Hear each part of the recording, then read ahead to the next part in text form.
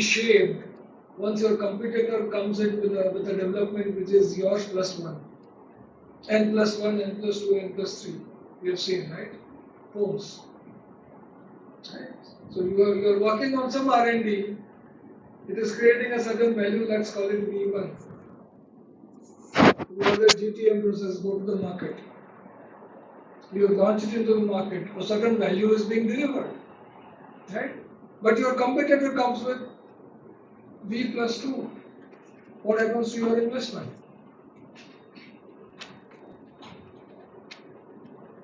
Therefore, how many of you are into reading novels? None of you. Good. Which are your favorite authors?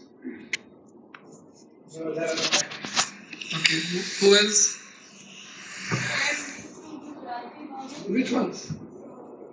787? No. Kajal Loja bhai. Okay. Like Sherlock Holmes and also Sir Arthur Conan Right. Doyle. Have you heard of Ayn Rand?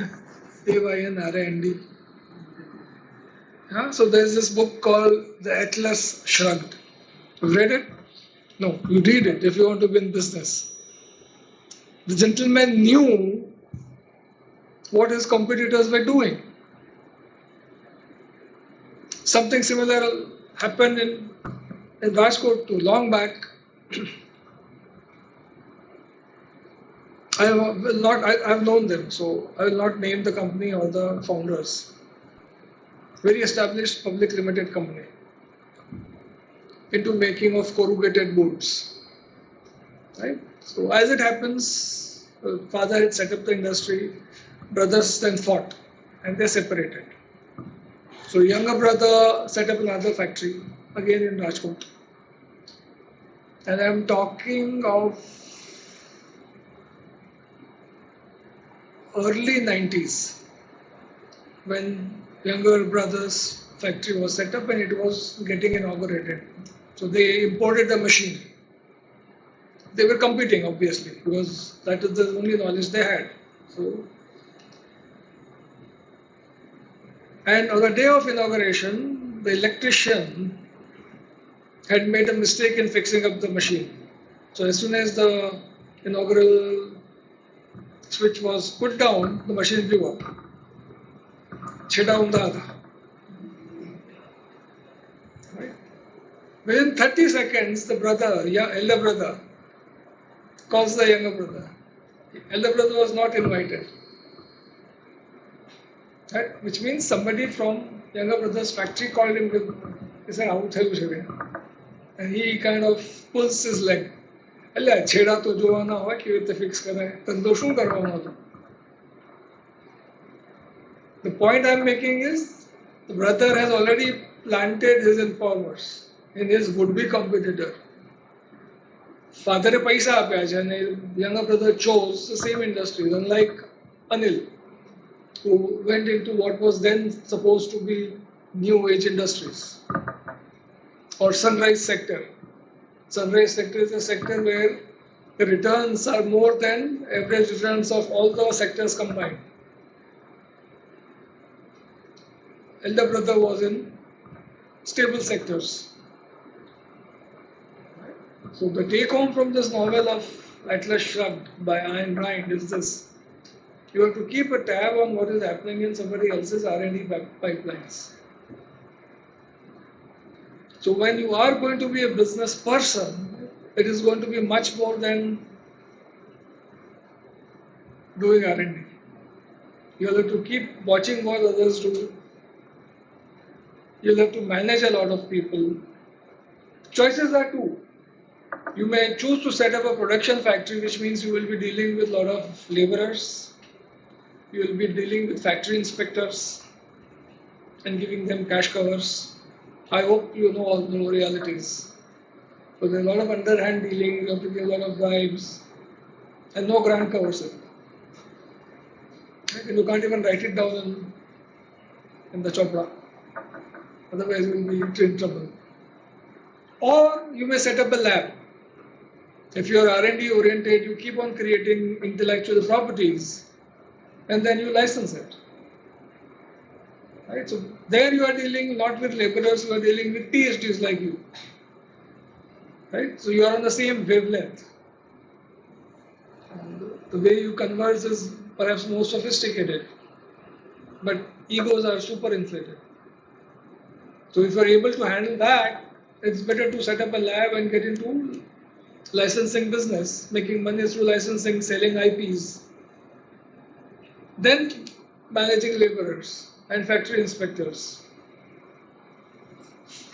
So this is all a matter of your business model.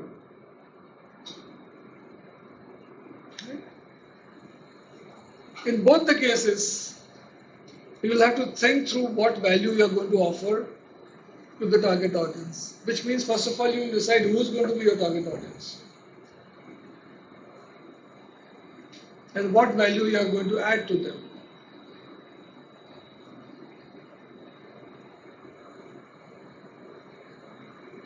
So let us see. I'm attempting to kind of compress an entire course of marketing in half an hour. Okay?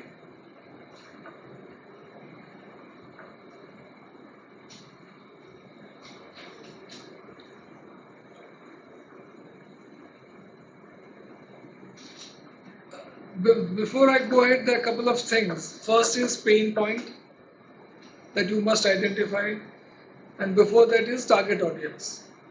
Pain point of the end user is different from pain point. Supposing you take the licensing route, then the pain point is going to be your customer is going to be a B2B business owner. His pain point is going to be different. Right?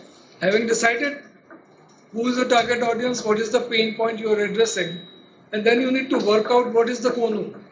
KONU stands for not Gujarati KONU. Cost of not using your innovation. If it is high, he is going to be interested. Otherwise, because already he is meeting that need somehow. He has made investments. You also have to factor that. Supposing somebody is using certain machinery, he has just installed it. Depreciation is not yet over, and the life of the machine is 20 years. Is he going to chuck that out and take your innovation? No. He's going to actually dissuade you. You don't get into this. And third, all your innovations have to be demand-led. If there is no demand, don't make it. I gave you example of Baba Ramdev. Nobody asked for Amrit. Right? People wanted the gutka. Right? So demand-led innovation, whose need has come. See, there is a whole story which is actually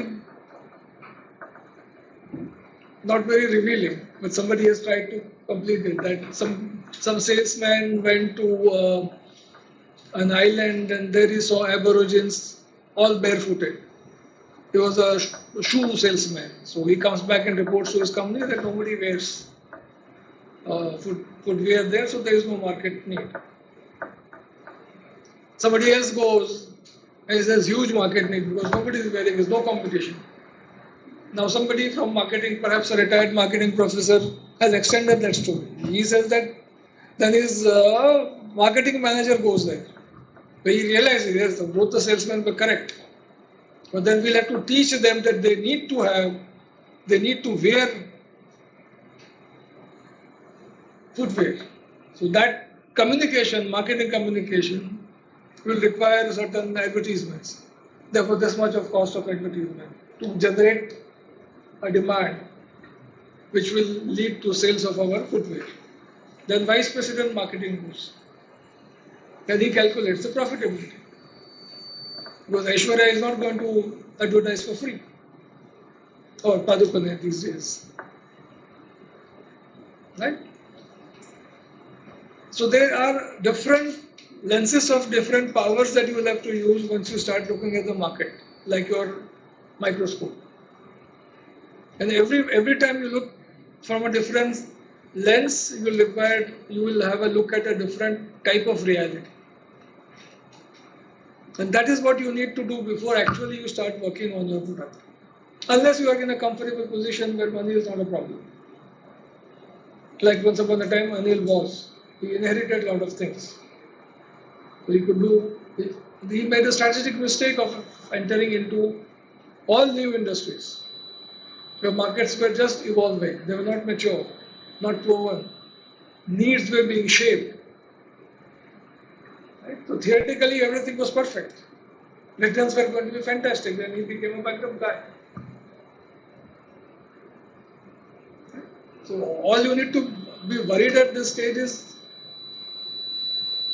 having a startup is going to be only your beginning. It's only the beginning. It's a stage. From there you have to go all the way up to IPO. Unless you want to be one of those guys who are known as serial entrepreneurs. What they do, they create a startup, then sell it in few crores. Like we had a startup, he developed some software which kind of helped in planning for solar. Interrupt one, sir is telling that the ultimate goal is to up to you have to reach to IPO. So I think everyone is aware of IPO, right? So is there any doubt? I mean, regarding IPO? Otherwise you cannot understand. That's why I'm telling. Okay, fine. So this guy developed a software which can be used in planning the rooftop solars. He was an IT Bandi guy, and an American company owned, like Indian American company, purchased it in about 3 or 4 crore rupees. And the guy was absolutely emotional, young boy. He says, my father retired and he never have seen 1 crore rupees and I'm getting 4 crores. So during negotiation itself, he started crying. It had a fallout which he did not realize. His team lost respect for him. 4 crore rupees, he started crying in front of buyers. Fine, he sold it. Which is what he thought it was a mistake because he would have waited a few more years and the company would have been worth at least 20 crores. But fine, he wanted to prove to his father, he sold it.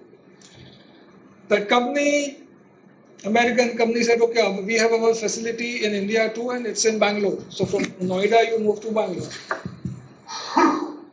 In the same physical room, building where his other company was there. Huge cultural difference. He was all youngsters, they were all middle-aged people, 40s. And one day, and he was like to share a lot of things, etc. He was given this title of a CEO, right? But he had to take orders from others. Money, 4 crore rupees, was not given to him at a go. He had to be there, build a business for a few years, and then after that vesting time was over, he would be paid. And one day, just for the sake of it, he was insulted in front of everybody, just to show that now we are the bosses. Right? So this is not a unique story. This happens. And those guys, they become serial entrepreneurs. They go from one company to another, one innovation to another, and then they sell it. They never create a large organization like we do. Right? So that is one strategic decision you will have to take. One is you create a company, you create an innovation, sell the innovation, IP, intellectual property. Thereby you are creating a business of a lab, which is a good business. Second is, and you get X amount of money. Second is you have created an innovation, you start doing some business, and then you sell that. So M plus something, money plus something more. Right? The third is you create an empire like Dhirubhai. He entered a very traditional business of weaving fabrics. Surat માં કેટલી છે? Vimal, only Vimal ને ad કોઈ જોઈ છે? No. So we grew up seeing that. So a lot of fabrics were made by Vimal. And then he took what is known as backward integration route. Fabric was in a short supply. So you started buying it, you started importing it, you went into manufacturing yarn, all the way up to drilling oil. That is the whole story of Reliance growth. So these are scenarios which have to be, you at least have to have an exposure to this. So those of you, how many of you are still studying? Very good. How many of you bunk classes? No one? No one? I was not. I have not. No, but I never bunked. Huh? Good. So make it a point to bunk a few classes. But go and sit in the management department and see what they are studying, particularly year two. Sit through marketing classes of year two MBA and strategic management classes. Just sit through it. Tell the professor we just want to get an exposure. Or if possible, invite them over to your class and give them a talk. Ask them to give them a talk. You will learn how businesses grow, right? So once you get a bird's eye view of how the things are, then you will be able to take a better decision.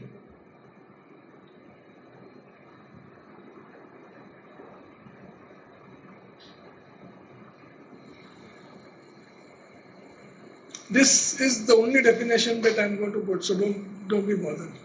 There is generally a misconception about what the marketing is. Let this sink in. Generally, people think that we have appointed a marketing guy. Medical representative is supposed to be a marketing representative. It is not true. So, when the process of marketing is being undertaken, it's the entire organization which is working to satisfy a need of the customer that you have chosen. Okay?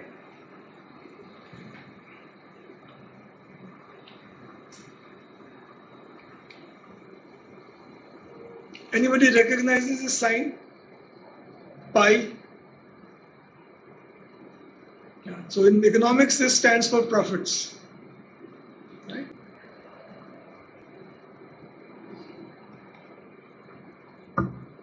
Two tasks of your entire marketing process: create a customer and manage the demand. Because at times demand might be very high and you do not have production, matching production. So what happens then? A lot of people are going to be dissatisfied and you cannot afford to have a dissatisfied customer. And at times the opposite is the case, that you have a lot of production and no demand.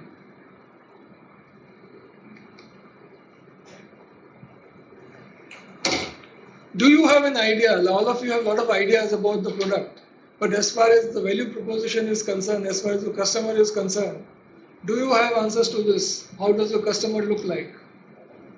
By customer, we mean people from whose pocket you take the money out.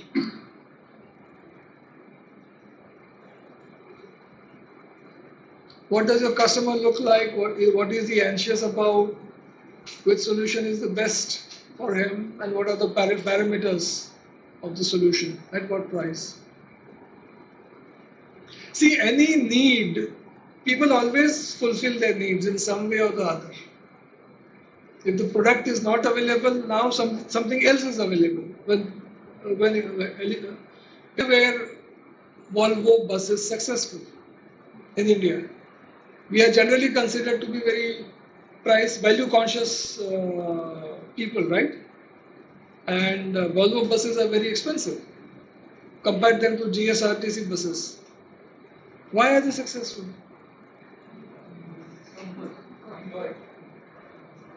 So at somewhere there was a trade-off between money you give and price you pay.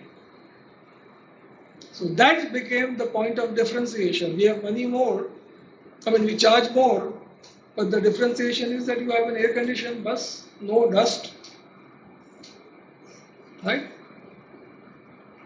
And you don't get a back pain. You will not understand it at this age, Like ask your parents and they'll tell you. But then those differentiations were relevant differentiations.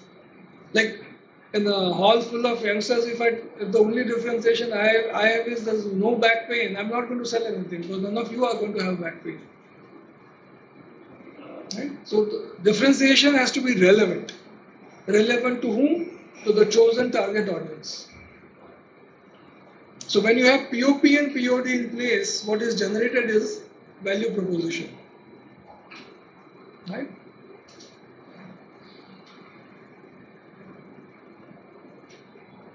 And once you have the value proposition very clear, that say for example comfortable journey, what is the kind of positioning you would want in the minds of the target audience vis-a-vis your offering? Do you want to position it as premium or otherwise? And once you supposing take a decision it's going to be a premium product, does it have matching features? Does it look premium to begin with?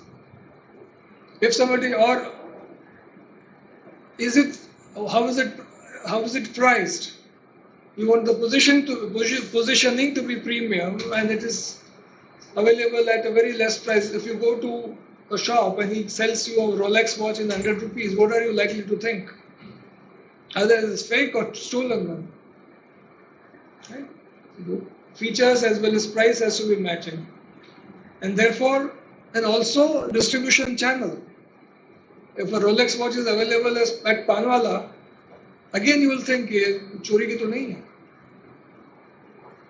So when you design value proposition, this is the thing that you keep in mind. I gave the wrong example of when you buy dresses. From where do you buy it? Do you buy it in a boutique? What are the expensive boutiques known as?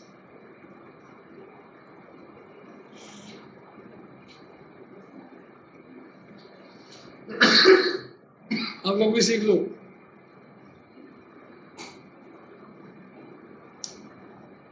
You don't want to be forthcoming in that. What are the expensive boutiques known as? Expensive boutique. Any name? Sharma मत बोलो. Category wise.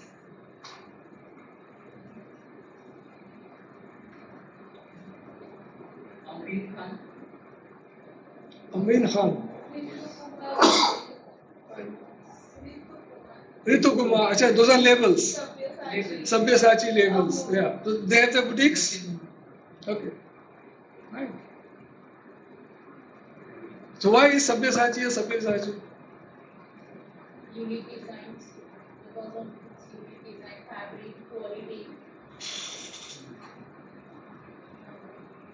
You can look at a Sabyasachi dress and come to know that it's a Sabyasachi if the label is removed.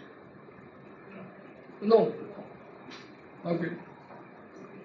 Because it is very popularized by celebrities. But it can be known only if the label is there. So there is a possibility of getting into that.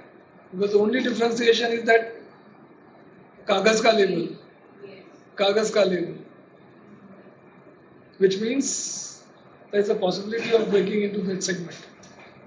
So anybody planning to launch such a thing, meet me.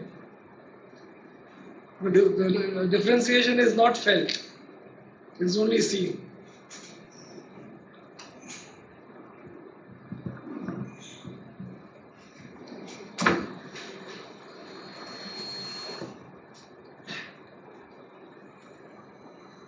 So I gave you that first. I asked that first question. किसके लिए क्या?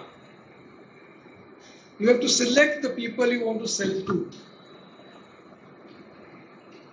So whatever the market is, you divide it into different segments and choose one.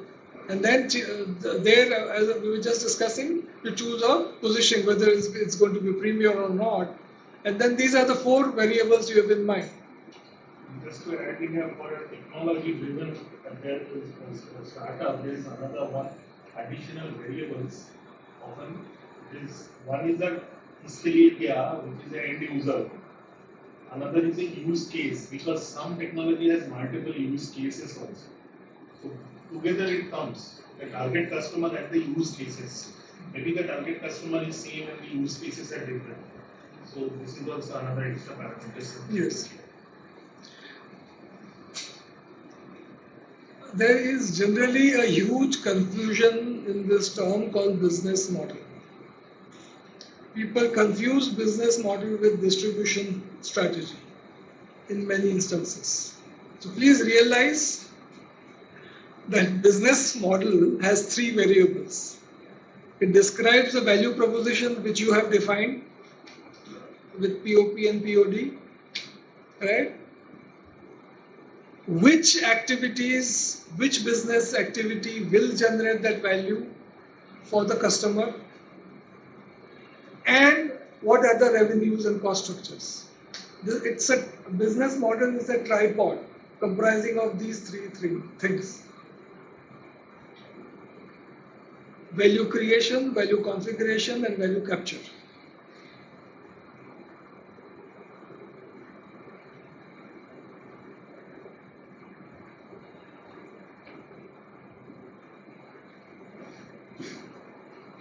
You can take a picture.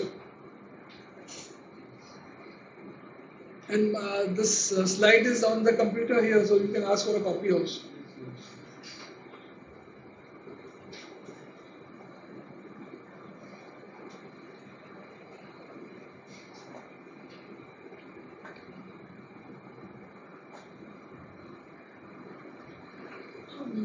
Many of you will be familiar with quantum physics, right?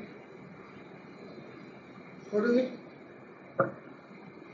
What does it deal with? Let me simplify that. It deals with properties of organization, properties of organizing. So the three variables in your hand are man, machine, and money. And you have to try different configurations to generate value that you want to generate. You may have a lot of men, you may have a lot of knowledge in terms of machine, or a lot of money. Money generally startups don't have. Right? So it's only through machine, which is knowledge, that you will generate your value. Let us see what is it like being a startup founder. The guy lost like $200 million because he chose not to be a founder along with the founder of Facebook.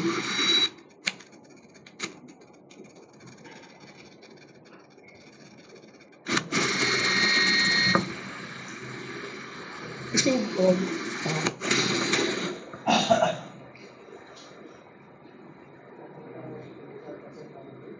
Yes.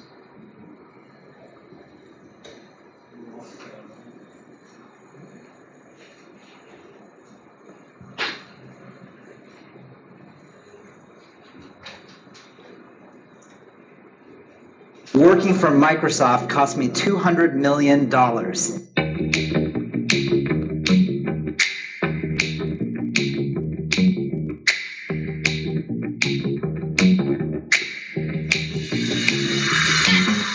My name is Gary Tan. I'm a venture capitalist. I started off as an engineer, a designer, a product manager.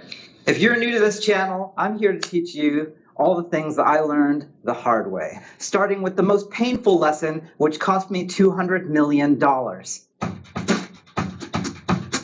I just graduated in 2003, and my friends were starting a company with Peter Thiel. They flew me down to have dinner with Peter. It was about the time Peter wrote the $500,000 check to Facebook that made him a billionaire. He was a known great entrepreneur. He just wasn't the billionaire that you know him as today. He looked at me and said, "Gary, what are you doing at Microsoft? You're wasting your time." Keep in mind, I was 23 years old.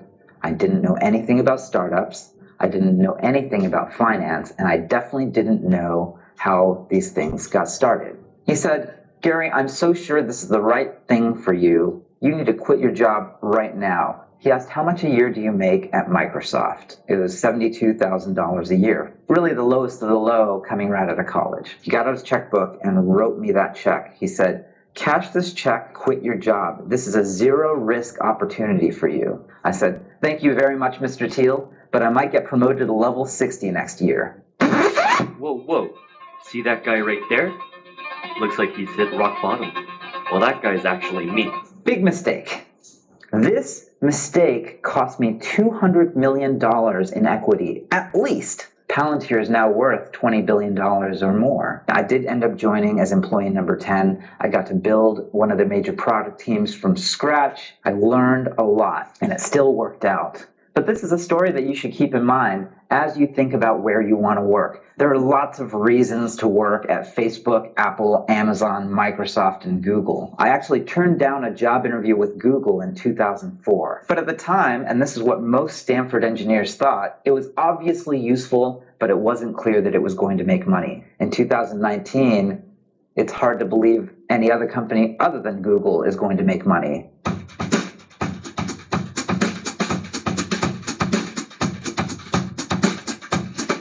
Even though these companies pay a lot of money, in real terms, what software is doing in society is creating a lot more value than what they pay you. Google's pure profit per employee is actually $1.6 million per year, after all costs. And if you're in the engineering, product, design, marketing, sort of the builder side of that organization, you've got to know that you're creating a lot more value than that.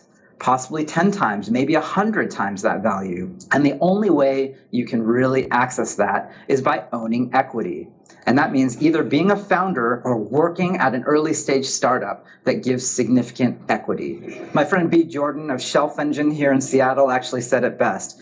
If you don't work on your dreams, someone will put you to work on theirs.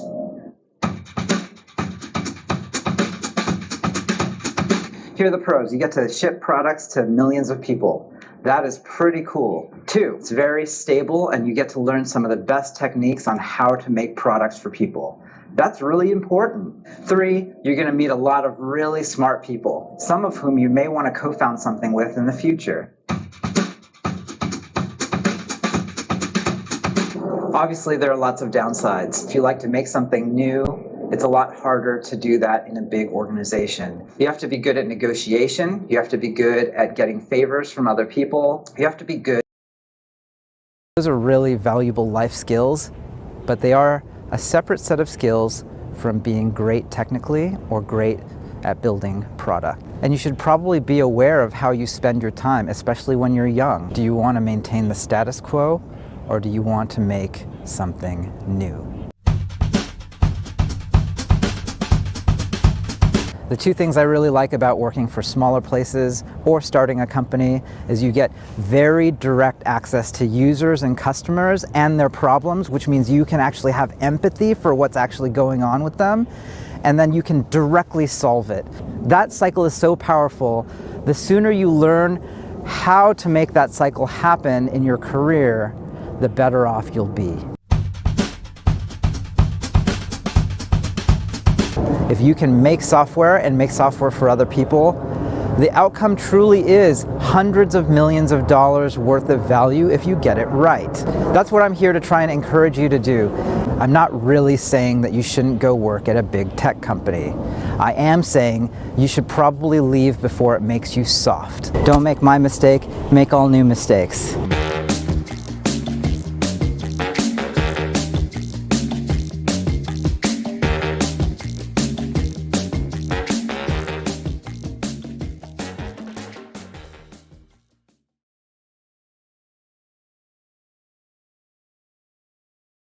We have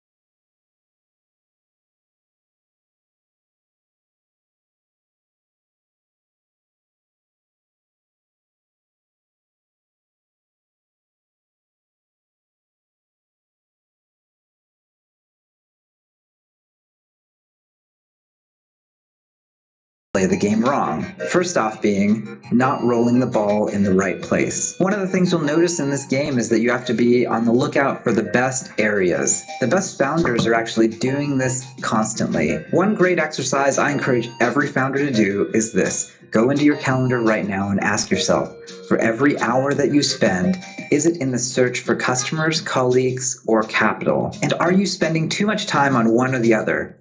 Are you pushing on something that just isn't providing value? It's just not working. Well, if you are, try pushing on one of the other things. What you will find is that when you get progress on one thing, it will open doors elsewhere. If a customer comes in and signs on the dotted line, you'll immediately find that you're more compelling to investors who might want to give you a check. And that capital will let you get that co-founder. It's a fantastic virtuous cycle. Now, the next thing you have to really be focused on is bouncing off things that are too big. And that's a key part of how this game is played. Remember the core dynamic of startups. Build small and take down things that you can take down, but then build up. What does it look like for a startup to bounce off? Well, there are a couple ways that I can think of. One is too much capital. You might try to make a Katamari ball that is country-sized on day one. These are companies. Gear 2004 game teaches you a lot. It's how incredible startups like Coinbase or Instacart get started from founders sitting in front of a computer and building their first version. All you have to do is get the ball rolling.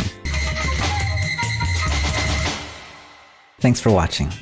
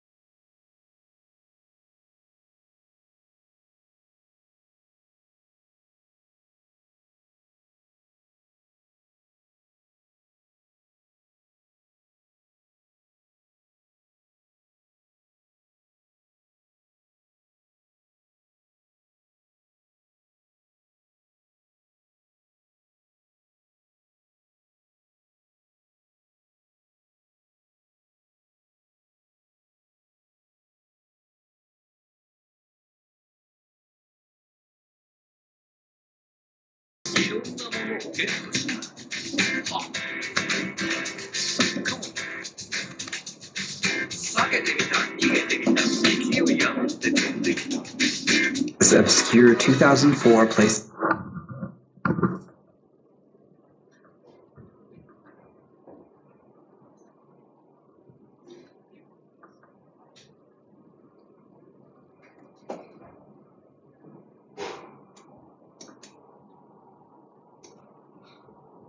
So, summing up, this is the clarity you will require. What business are you in? Where are you now? Where do you want to go? And how? Who are your customers? What is the nature of the customer? And by nature, we want to know the buying cycles. How do they buy? Which pain point of theirs do you propose to solve? Is it really a pain point?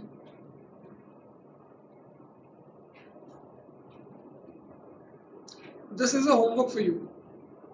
You can take a picture. Begin with a thorough examination of the target audience for the pain point identification. If you think you have identified the pain point, revalidate it. Have a sample size of 30. And if that pain point is validated in 30 people, increase the sample size to 100. For every respondent who says no, probe deeper and find out what is actually his or her pain point. Do the desk research, do the qualitative research, and let it be face to face. There are a lot of questionnaires our directors get, and they ultimately get passed on to me, and then I pass it on to somebody else. So the perspective they get is different. They think that the director is responding, but it's somebody else who is responding. Right? So it has to be face to face.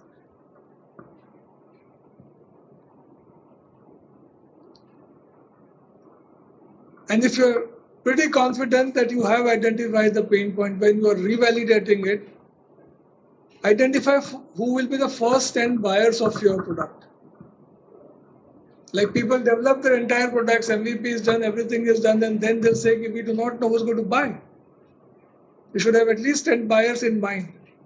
Also keep in mind these days that competition is not between you and others. It is networks competing with other networks. You have a network of suppliers, your distribution channels, your financiers. They as a whole are competing with network of your competitors. So each of these entity in your network is important. Remember, the innovation that you do should be demand led. Now demand has two variables in it: ability and willingness to pay.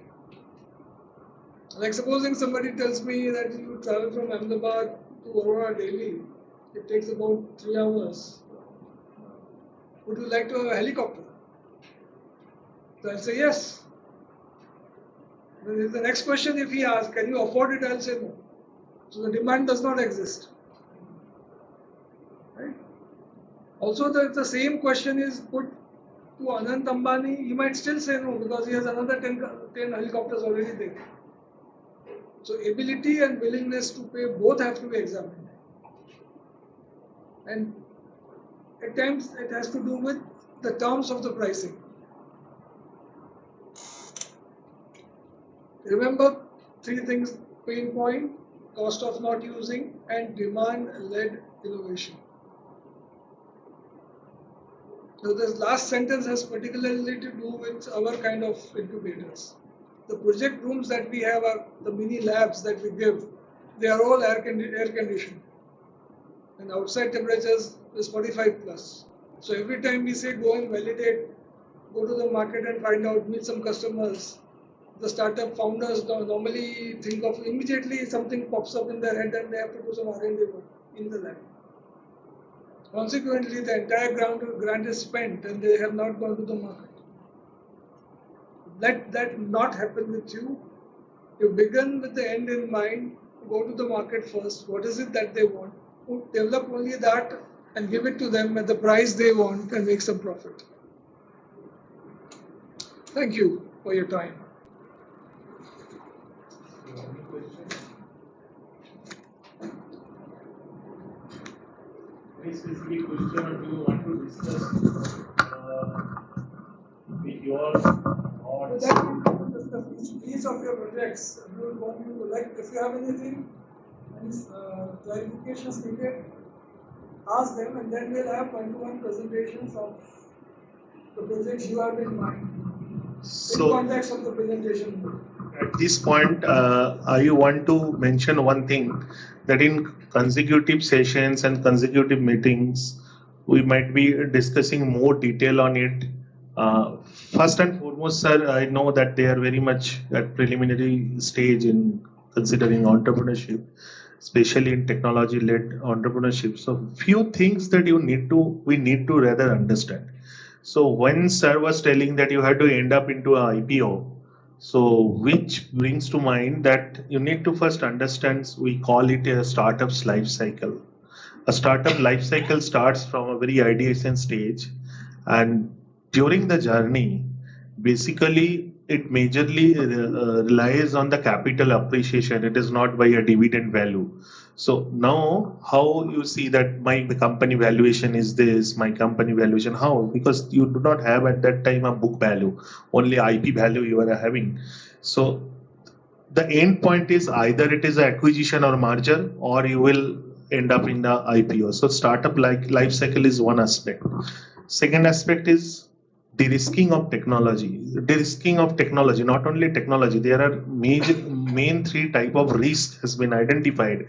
One is a technology risk, another is a market risk, like that. So the more you progress through the develop maturity of developmental phase, that is widely identified as a TRL scale, that is a technology readiness level.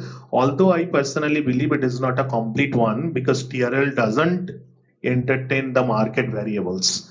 It is a technology variables only. Yet this is one of the parameter nowadays commonly accepted. So how do you progress to the TRL? More you go through a upper ladder along the TRL 1, 2, 3, 4, 5, your technology risk goes down, but your market risk will go down at the end. Even before, till it is not entered in the market risk is up to that stage.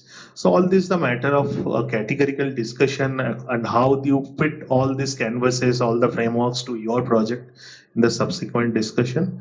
So this is to summarize just few points, and let's continue. Thank you. So any questions that you have, any comments? So I do have one. After the whatever you have told us, we have done that. And as an entrepreneur, how we can decide the USP for our product? I mean, which points we have to undertake, and how can we decide that? Because some will be like a capital cost, some will be the fixed cost, some will be the variable cost. And as a initial on the initial point, I am not thinking to make a huge profit percentage. If I want to make a 10% or 5% profit, how will I decide my USP? You understand what is the USP? Yes, What is that? unique selling proposition. Very good.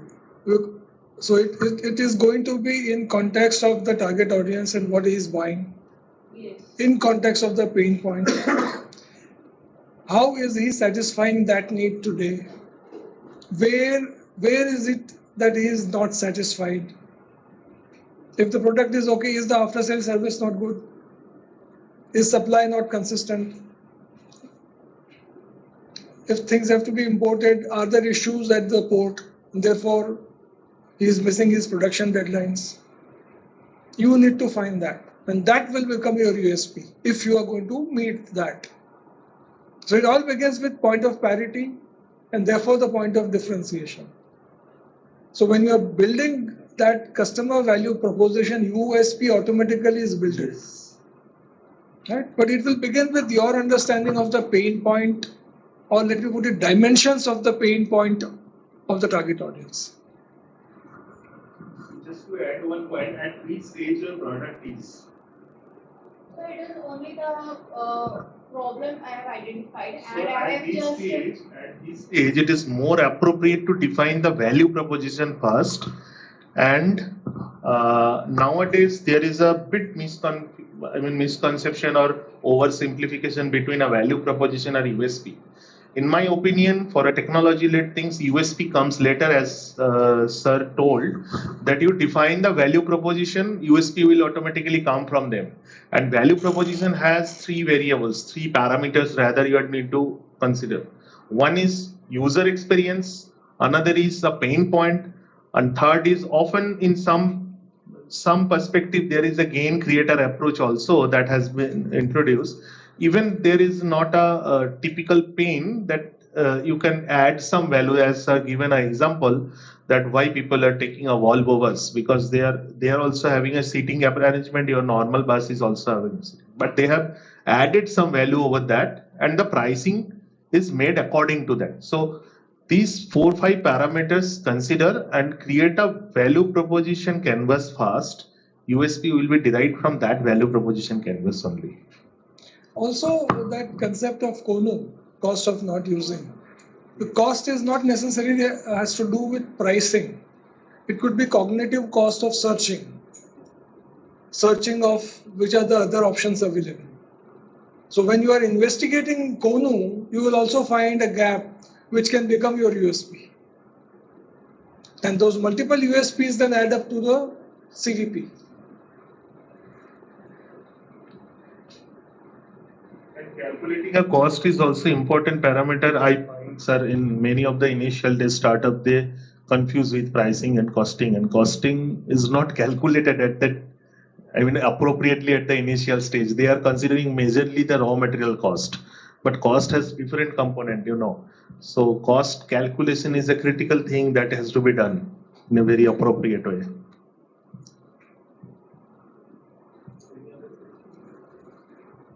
Most of us don't know that like we have an idea and we have innovated something, maybe a technology, but like now from that step we are very new. Like what to write in grant we don't know.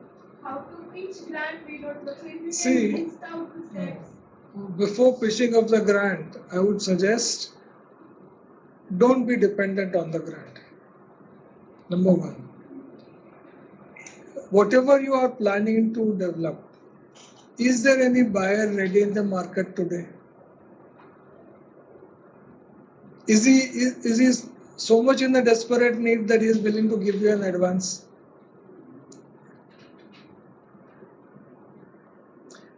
This is one. For this purpose, from point of STBI, we will let you know what are the procedure, but what is most important, I am also in the same opinion what sir is telling, because first your feasibility analysis has to be done from a outside in view, market driven.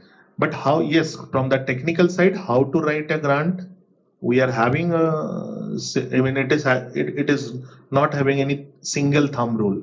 Which grant you are targeting, what is the scheme, at which stage you are, a lot of difference are there. It is a time consuming one-to-one interaction that we will do. We are having that, we used to do, we will inform you. There are standard pitch deck formats available, right? If the agency has prescribed a certain format, you have to follow it. That's why if you can just, what sir told, if you can brief about little bit detail of your project, then it will be better to once give this insight. Q&A is finished, we'll ask You individual can explain just normally what exactly you have innovated and I want to make a weed which can clean the water.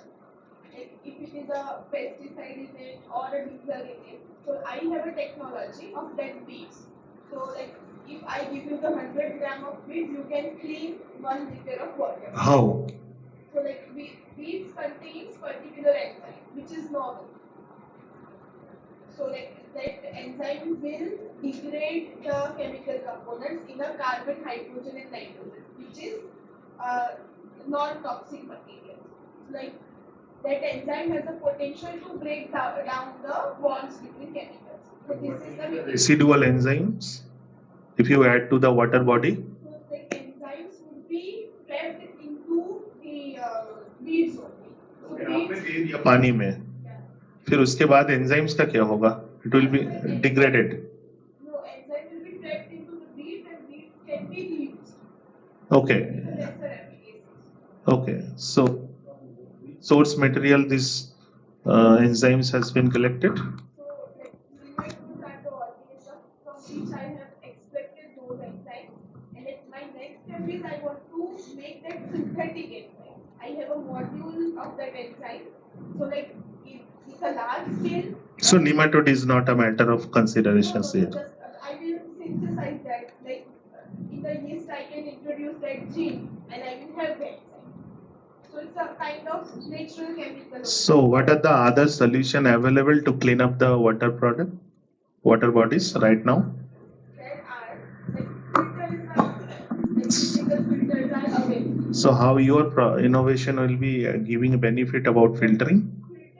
Filter has a lesser capacity to clean. Like my thing is like huge farm is there, huge lake is there, huge water body is there. Like as example, pharmaceutical waste is there. It's a like daily basis पे thousands of liters वहाँ से निकल रहा है तो उसमें filter. लेकिन आपका रॉ मटेरियल कितना सप्लाई हो पाएगा उसमें? If I can scale that enzyme, तो वो तो हजारों लीटर में बना सकती हूँ. Beads में हजारों किलो बना सकती हूँ. प्रेजेंट प्रैक्टिस में क्या चलता है अभी? प्रैक्टिस में मैं 1 kg पे प्रैक्टिस करती हूँ अभी जो मैं एग्जिस्टिंग बिगर फार्म के लिए क्या सॉल्यूशंस है अभी? फार्म के लिए नहीं है. One ये है कि you have to take a use case. Yes. अभी लोग कैसे इस प्रॉब्लम को सॉल्व करते हैं उसका cost of not using your basically innovation for technique pesticide अभी कोई अवेलेबल नहीं है मार्केट में जहाँ तक मैं जानती हूँ। अब जाके देखिए ये प्रॉब्लम है या नहीं है मार्केट में So if there is no question is that if there is no solution at this moment for this pesticides cleaning, then how this the problem, because pesticide contamination is a big contamination. So what are the other methods by which it is controlled? You need to position, because whether there is enough driving force of your technology has to be assessed from that angle. So why I have asked so many questions, these are the way of thinking that you need to bring into it. That's okay. So these are the points. It is not possible to answer all the questions at answer of this point, but the points are. I have just identified few points, and sir may be adding more on this. From the presentation or the discussion today, the first question is going to be this: who is going to be your potential buyer, and what is he doing today? If you feel that the problem exists, how is he solving it, and what is the cost of his solution versus yours? You will not answer. What is he doing today? Like the biggest problem exists and no one was focusing on that problem. Like So people, then it is not like significant. there are, like I have a review on that every second sample from Gujarat जो fruit का जाता है वो export नहीं हुआ due to pesticide resistance.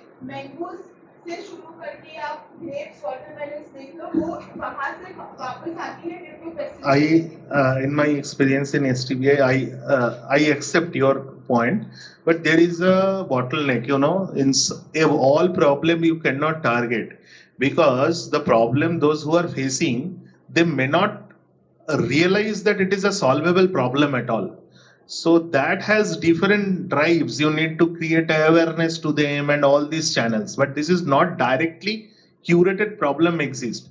अगर अचानक आके बोलेगा कि चांद को इधर ला सकता हूं मैं, मेरे को नहीं पता, लेकिन आप ला ही सकते हो. I am not disagreeing that, but you need to make me convince that you can bring. आपका राइट साइड में जो बैठे हुए ना, my colleague is working on that, how to curate the problem statement market is another story. But I do agree what you are telling. In many cases people do not even realize that it is a solvable problem, and for that we need to create that need gap, we need to make that aware, but provided there has to be enough feasibility and validity in your offerings. It should not be. अगर मेरा issue ऐसा है, ऐसे 2-4 issues हैं हमारे पास जो biology से solve हो सकते हैं पर एक्सेप्टेड नहीं है, तो उनको कहाँ पिच करें? क्वेश्चन वही पूछना है आपको बेसिकली कि एक्सेप्टेड जिसके लिए आप बोल रहे हो कि ये एक्सेप्टेड नहीं है, वो क्यों नहीं एक्सेप्टेड है? That is the question answer you have to gate.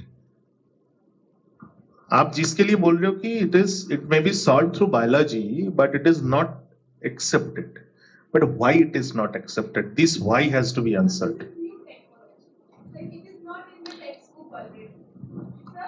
Do you know of any exporter who has had significant losses because of this? कितना loss हुआ था? Did you meet him? So you begin by that. Also find out which are the other big exporters who have had significant losses because of residual pesticide. And it is there that you can do your first pilot. But even if he says yes, before you actually do the pilot, you find out what are the actual losses in India. Are they the only 2 or 3 exporters who are having this, or there are more? So if you tap the department which keeps tracks of such exports which could not happen because of pesticides, you will get a larger picture, and that could be brought into your pitch deck. My basic question is, जैसे कि अभी antibiotic का discovery हो रहा है, तो उसको market में आने के लिए 30 ईयर्स से ज़्यादा लगेगा, पर जैसे कि कंपनीज है, गवर्नमेंट है, उसको फंड करती है उसको वहाँ तक लाने के लिए। तो जैसे कि ये एक आइडिया है जो मैंने एकर्स में नहीं किया है अप्लाई, तो मुझे उसके लिए कोई हेल्प कर सकता है क्या? Yes, ये idea you can write it to us separately. This is an technically an I mean operational things and execution thing in the planning. So we will analyze what we will do. You will analyze the feasibility of your report with the help of experts and all. Then we will let you know. But fundamentally, you will have to make up your mind. Do you want to have a business operating startup, or you want to work in somebody's R&D lab? If you are more inclined to innovation, which requires 30 years to reach the market, and you are the first entrepreneur in your family, then it is better to polish your CV. So you do it as a R&D project. There are central government schemes. आपके PhD के अंदर भी है. So do that. Go to a multinational company or a large company which is into this and work there. 30 years gestation is not a good problem for having a startup. Yes, it is not at all a feasible problem for if you plan that you will create your own business and venture out of it. It may not be everything is not for creating a startup. All problems you need to identify a feasible problem, commensurate the effort, feasible effort you are giving, and get the output. अगर किसी project लाने में solution लाने में 30 साल लगता है या 10 साल लगता है तो it is not for a startup पर से. I do 100% agree. So it is this approach is basically a translational research approach where you can generate some and contribute to generating some IPs out of it, and over the time it will be transferred to some big industries and so. So that is also an inclusive approach for innovation perception. But for creating a startup venture, yes. So you need to identify the critical success factors of getting all the bottlenecks clear, and you need to stand somewhere. Yeah.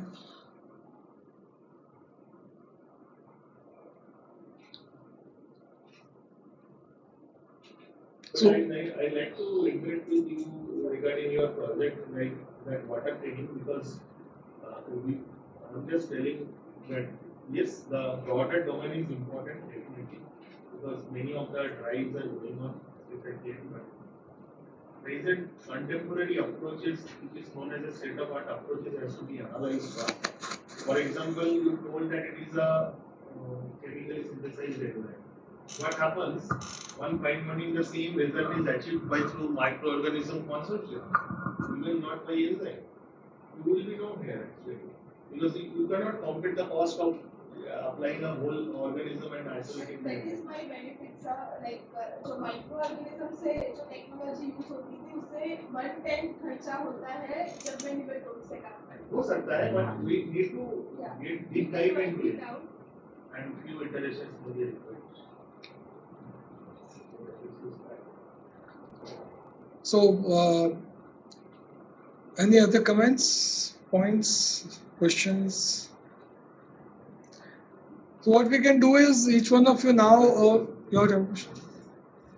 Sir, I just like I'm not sure, but so as I mentioned, we are working on pressure AR part.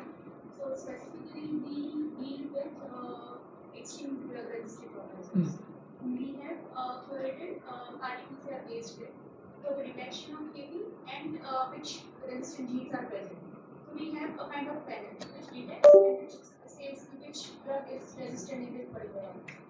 But our main goal was not RT-PCR based way, okay? But we are focusing on lateral flow based way.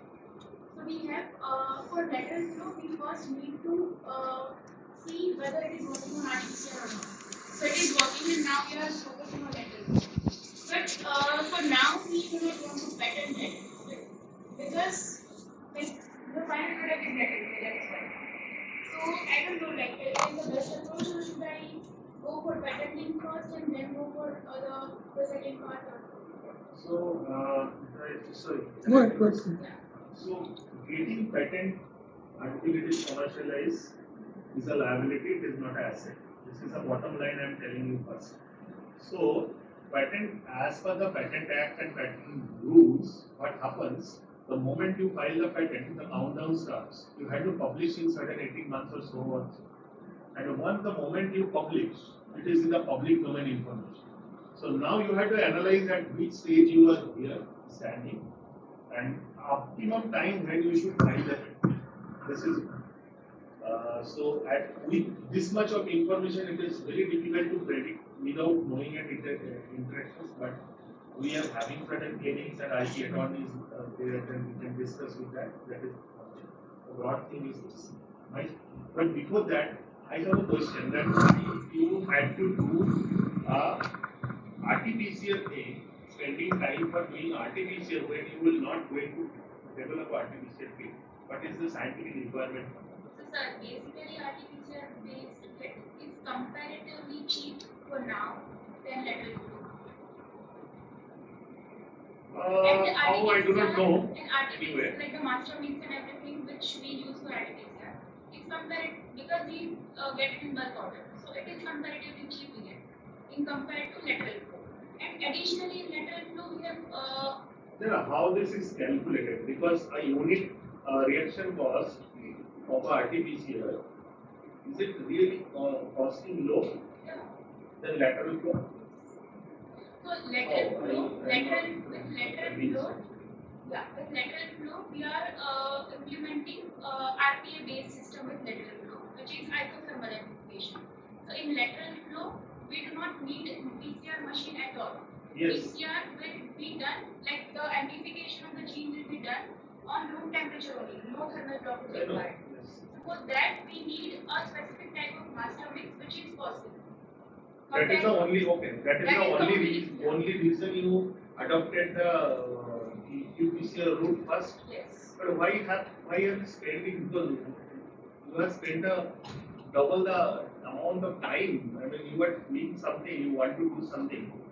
You were doing something. Is it strategic planning that you do this one? That if you do not have a end output target of developing a RT-PCR kit, why spend why you have service? Sir, RT-PCR based, like RT-PCR based, the main approach RT-PCR based because it is well accepted in pathology labs.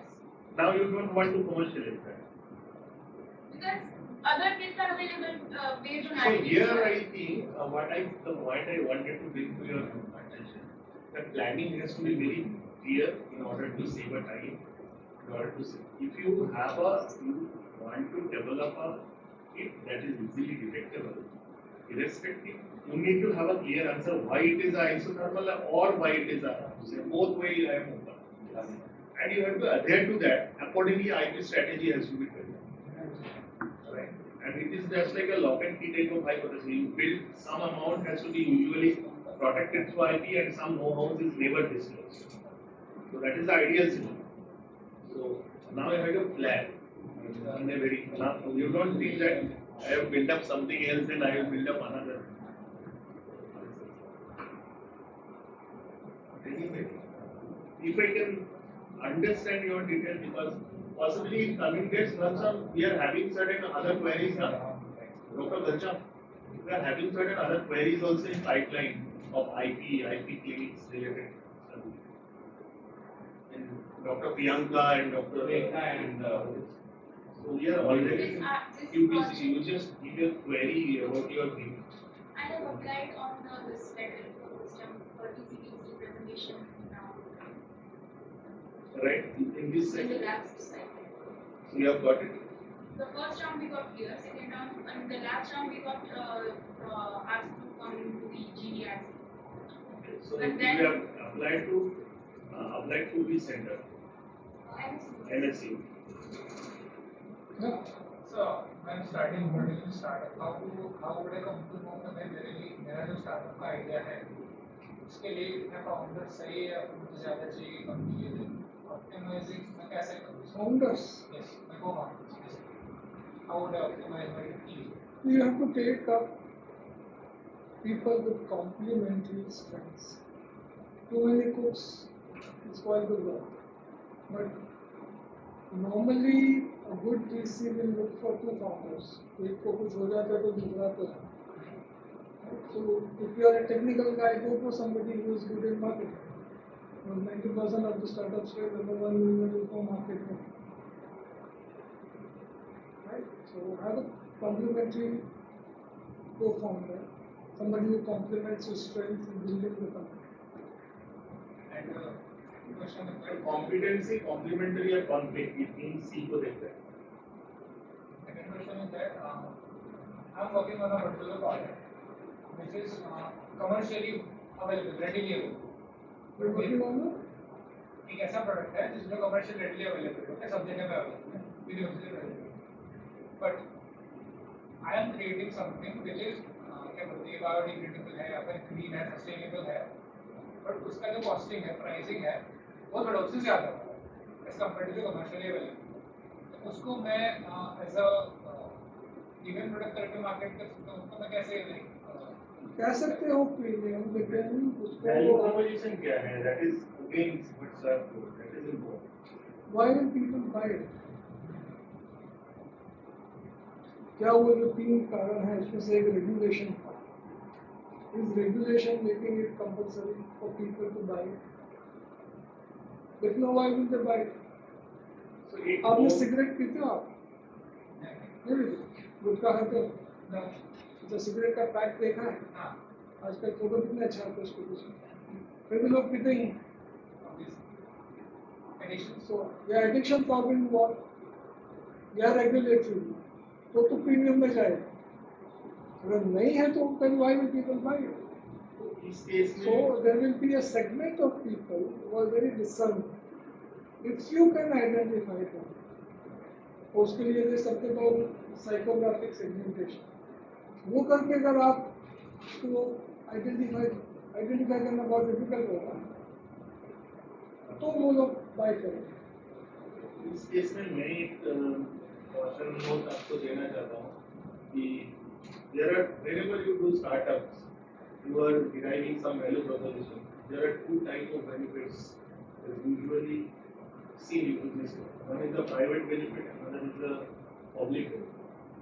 So please don't confuse of giving any public benefit out of it and mingle with the private benefit. Why I am telling that exactly what I if there is something regulatory matters that is driving your product in the market, it is another thing. Otherwise, why people will do?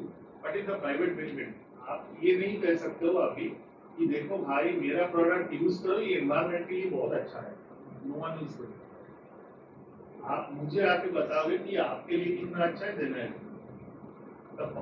The second part, it is an additional one. You say that my product is also sustainable. Then people will think. But if you say only मैं पैसा भी ज़्यादा दो और environment भी अच्छा करो, hopefully ये होता तो अच्छा होता ideally, लेकिन हुआ नहीं है. If you get some celebrity to endorse it, some people will buy it. वो खुद अपना काम नहीं करेंगे.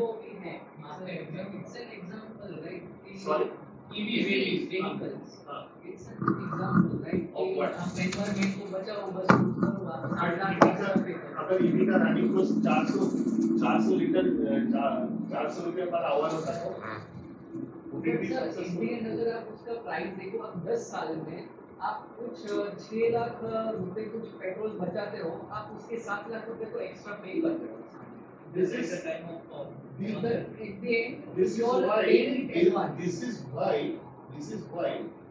If you analyze, the very critical. EV for a commodity. Is now whatever you are seeing that it is EV for a commodity. But when you compare it, competing with a hybrid model, it is a extended EVs and other hybrids and what. You will see there is a very neck-to-neck competition as such. And personally, the picture scenario. At this moment, I think Sir has a domain expertise in this, and it's very tricky. I mean, only the things EV sector we are looking into it. At least in my 4-5 years of experience over here, I can see it is a EV that we use case customization and commodities because that is their success area. But really, is it that much of successful futuristic? Because lot of parallel drives are going on. Because आपको वो that sense of benefit if one customer is not getting, अभी भी आप बोलो कोई EV लेगा तो EV का फर्स्ट वो क्या रहेगा कि वो कोई कैलकुलेशन में किसी का आता ही नहीं है कस्टमर के कि 7 लाख रुपया खर्चा बाहर में रहेगा. It is only that saving the running cost. अगर वो दिखता नहीं ना सेम कंपैरिजन में, I personally don't believe that EV would be a because now also now 30% ethanol dosing is coming up. So or regenerative braking is coming up. So very neck to neck connection. वहाँ पे same cut off होगा जहाँ पे if the person is some mode में जाके दो product साथ में लेके उसके प्रोग्राम मिलता है इतने में मुझे 90 ग्राम मिलता है. But that is for only here D2C products. हाँ. But here the case would be totally different because what you will be building up, it will ultimately go to some of the bigger organized sector. वो packaging FMCG product जैसा बिकने का option ही नहीं मिलेगा उसको. There is the problem. See, the choices that are shaped, they are also shaped by dominant narratives, right? So now EV is being promoted by none other than Government of India. Yes. Now there is a strategic reason for that. We have a huge fossil fuel imports bill. And strategically, all governments do not want to remain dependent on a few nations because that has to be imported. So even if it is cost inefficient to have EVs, and environmentally also it is not neutral, it is equally polluting. If you still it makes sense, strategic sense to the government to promote EVs so that dependence on fossil fuel imports becomes less. So again, that point is something that is a policy-driven adoption. Yeah. So, that is also another point. EV is not, it is a very apparent perception only that EV is less polluting. So let me get this straight. So even if it is contradicting, if the regulation is supporting it, then my idea will get supported. We To are some giving extent, but there is a time vulnerability. subsidies. There is a vulnerability is this, if it is only depending on the regulation, only depending on the policy, then what happens if those policies change? Demand for CAs is policy driven. But there is some chunk of like people or communities which like depend on our business. Talk about the vegan product. Like no one believed in that vegan business will work. All vegan products are more expensive. Like they will triple in price. But like in European countries and even in India and posh areas, it is blooming these days. So you can find a sub-segment which by issue with vegan products right now competition is less. When competition goes up in that segment, how will we question? but if you are a first in that category and you can find that thing, then So I can give you one example, typical example. I came in, it was into a proposal, who is basically who proposed developing a natural dye from an indigo. So the immediate questions during discussion, and I found that experts were there. The first questions struck in mind because this is not a very retrogressive approach. Now after hundreds of years, people have progressively developed a chemical indigo. Now you are concluded that I will go and teach the farmer how to cultivate an indigo and I will isolate the indigo. Question, लेकिन validity उसका उधर से चालू होती है जब इन्होंने बोले कि इंडिगो के हिसाब से यूज नहीं करने वाला. I will use it as a dye for textile industries. I will dye it with that. I have process. So costing would be definitely high. But somehow that startup could succeed possibly targeting some boutiques because this is a niche area, but it is a high value. At that time, a high value market penetration, high price market penetration will. But again, the question is coming: well, what is your market size and how you grow? Because if it is a too niche area, then ultimately at one moment you have to scale. And you have to convince some VCs, you go to Series A, Series B, why they will come. They will see the market size only. I mean, that is the only factor that, because at DC level, no one will ask what is your technology, how much patent. Here is this framework which works, segmentation of the market.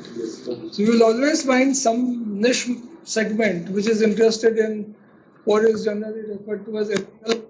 It could be vegan, it could be what you were just mentioning and so on. The trick is in finding it.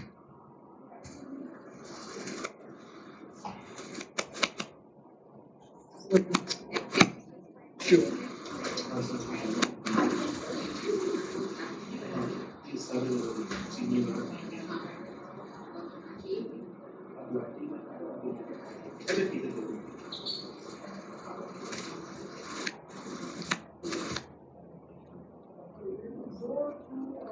Of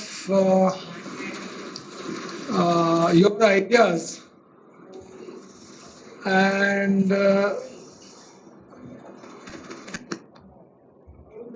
idea and what is the possible market, right? And if we find the ideas interesting, I may have some prizes. Right? It's an important exercise.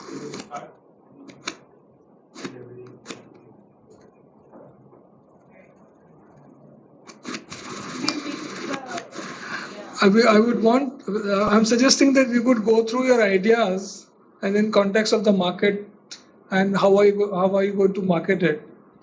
And I have some prizes with me, so that could be distributed depending on how we like your idea.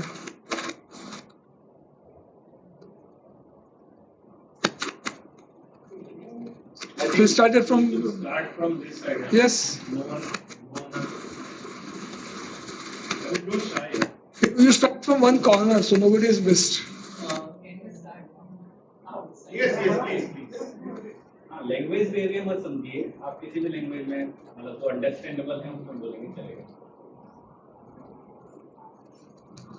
Hello everyone, मेरा नाम हार्दिक बुद्धदेव है and is my younger brother Yash Buddhadev. हम लोग JP perfumery works private limited के नाम से company run कर रहे हैं और हम लोग उसमें इंसेंस प्रोडक्ट्स मैन्युफैक्चरिंग कर रहे हैं relatable to incense product as well.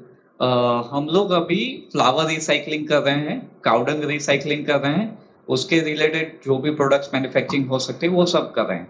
Flower recycling में हम लोग अभी जो टेक्निकली मार्केट्स में इंसेंस स्टिक्स वगैरह जो आते हैं तो बेसिकली केमिकल सिंथेटिक केमिकल से प्रोड्यूस होते हैं. तो यहाँ पे हम लोग मल्टीपल टेम्पल्स के साथ कोलैबोरेट करते हैं, वहां से फ्लावर को गेट कर रहे हैं और उसको रिसाइकल करके ब्लेंड्स करके ऑर्गेनिक एसेंशियल्स के साथ हम लोग डिराइव करते हैं और उसके प्रोडक्ट्स मैन्युफैक्चरिंग कर रहे हैं. कौन से प्रोडक्ट्स? जैसे इंसेंस स्टिक्स हो गया, फिर धूप हो गया, बखूल्स कहते हैं, फिर कैंडल्स हो गए. कैंडल्स में हम लोग उसके एसेंशियल्स डिराइव करते हैं. फूल, yes, they are one of our clients.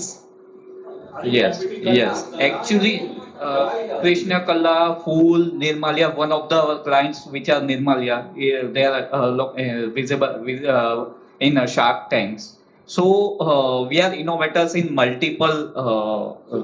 Fool, you are competing with Fool, right? No, we are not competitors. We are collaborating with multiple manufacturers because we are innovators in our industry.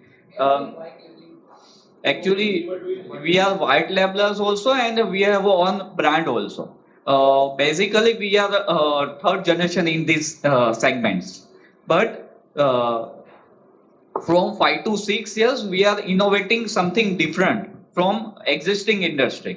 So these segments like Fool and all the companies and another temples like Shirdi, Tirupati, Balaji, Kashi, Ayodhya, Ujjain, all are our customers. हम लोग वहाँ पे जो भी flowers निकलते हैं उसको recycling, उनको भी टेक्निक्स देते हैं कि कैसे उसको रिसाइकल करके प्रोडक्ट्स मैन्युफैक्चरिंग करना है, एज वेल एज उनके पास इतना स्केल नहीं होता है कि वो इतना फ्लावर कंज्यूम कर सके और उसके प्रोडक्ट्स बना सके। तो वहां पे हम लोग यहाँ पे उनको मैन्युफैक्चरिंग करके देते हैं कि वहां पे वो प्रोडक्ट सेल कर सके। सेम हम लोग काउडंग में भी करते हैं कि आज की डेट में काउस उनको क्या रहता है कि जो दूध देती है उनको ही वो सर्वाइव करते हैं, बाकी के उनको ये कत्ल खाने वगैरह बेच देते हैं और सर्वाइव नहीं कर पाते। तो वहां पे भी हम लोग उनको हेल्प करते हैं कि उनके डंग से हम लोग प्रोडक्ट बना के देते हैं, वो सेल करते हैं और उनको रखते हैं। अगर कनेक्ट है तो मैं आपको यहाँ पे हम प्रोडक्ट्स भी दिखा सकता हूँ, प्रेजेंट कर सकते हैं। राइट,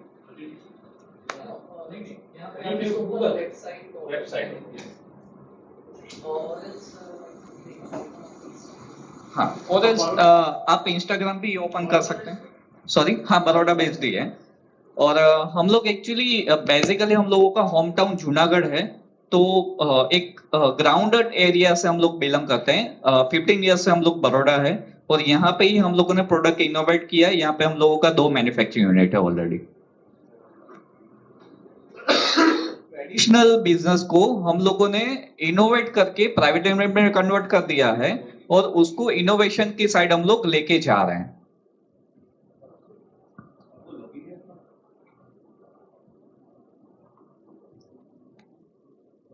एक और चीज हम लोग कर रहे हैं, जैसे नेचुरल वुड्स जो थे अपने कि सैंडलवुड है वो सब, तो अभी मार्केट सिंथेटाइज पूरा हो गया है। तो वहां पे हम लोग नेचुरल वुड्स और नेचुरल हर्ब्स के साथ ब्लेंड करके प्रोडक्ट्स मैन्युफैक्चरिंग कर रहे हैं।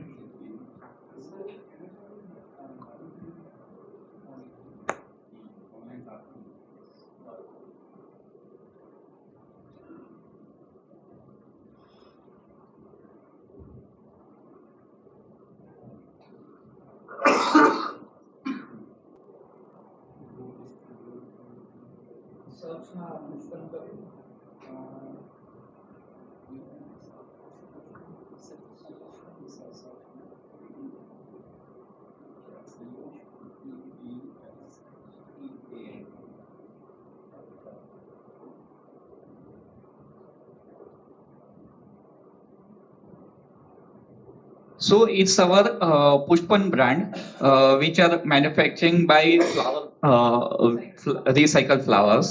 So first one is a doop stick, which is manufacturing by flowers and essential oils. Another one is our gulals, organic gulals. So in gulals, we produce from flowers. Like we have a base, a cornstarch, then we have a pigments which are already derived by from the flowers, and third a part of fragrance. So we distilled up that flowers as a fragrant part, and we mixed it all three in this way. So our organic gulal is made from flowers only. Yes. So yes, this one is our innovative product. It's our flower-based cakes, and we have a stand of ceramic like oven. So people want to use daily oven in their home or office as well. So we manufacturing and develop this concept. All the materials of natural herbs and essential oils and are already blended in that product. So people only you have to burn the top of the rim, and you can enjoy your daily oven. How you are selling it to your website or? Yes, we have a distribution channels as well. We have a website, and we are already available in e-commerce and quick commerce. They are also listed. Yes, they are also listed. And right now we are developing some categories. Like our brand is premium and luxury. So we are focusing in some another brands which are luxury segments, and which are in premium segments like Blue Buddha and another things. Which when footfalls are premiums, so we will available in their stores, and we will sell our products. What is the innovation you brought in? Yes. So you know a full brand. So they are manufacturers of incense, which are already chefs in the available in the market. But how we have to recycling, how we have to blend it, and how we have to sustain the products. Because once flower will receive at the our end. Develop some process. Yes, we have a SOPs, and even I done my perfumery, organic perfumery studies from FFDC, which are FFDC, which are government bodies and government authorized university. Are you developing any perfumes?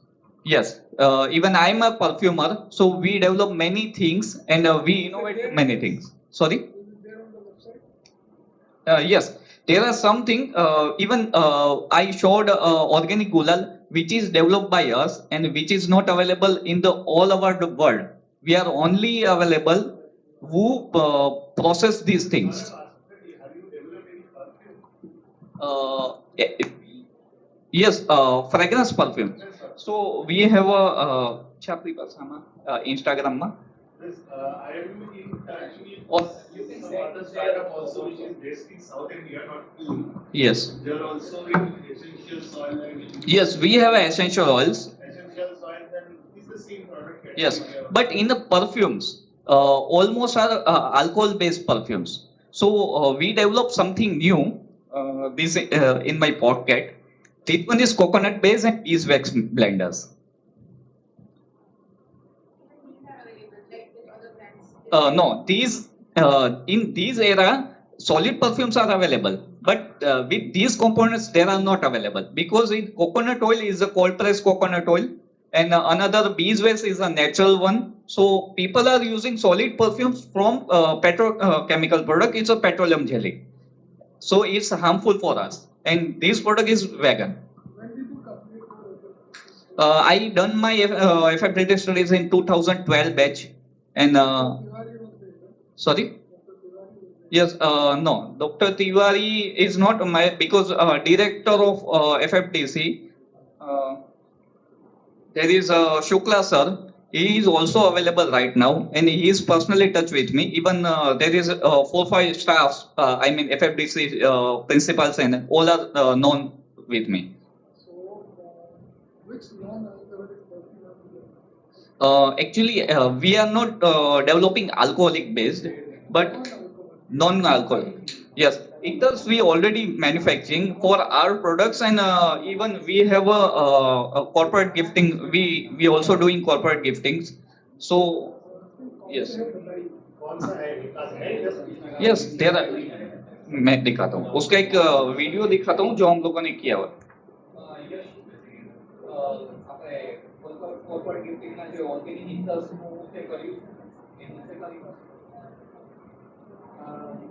Photos એમના વર્ષો બાદ અગર આમાં જે ખુદો એમાં एक by the time just एक मेरा curiosity है इसलिए पूछ रहा हूँ आपने इनोवेट किया process that is well accepted that I understood and process innovation has its own way when you are especially wide leveling for others and all वो तो आपको B2B देखना है दूसरे लेकिन आप जब प्रोडक्ट मार्केट में बेचते हो तो थोड़ा एम्फेसिस सबको ये कीजिए कि प्रोडक्ट में क्या डिफरेंशिएशन है process is actually you are not selling the process to selling the process to other company that is well accepted you are pretty tagging with them because जिसको जो चीज बेची हो उधर से कमाओगे ना प्रोडक्ट जो मार्केट में बेची हो उधर से उधर डिफरेंशिएशन ये है कि हम लोग जो भी ऑफर दे रहे हैं अभी मार्केट में सिंथेटिक वाला सेगमेंट और जो प्रीमियम लग्जरी वाला सेगमेंट है वो डिफरेंट है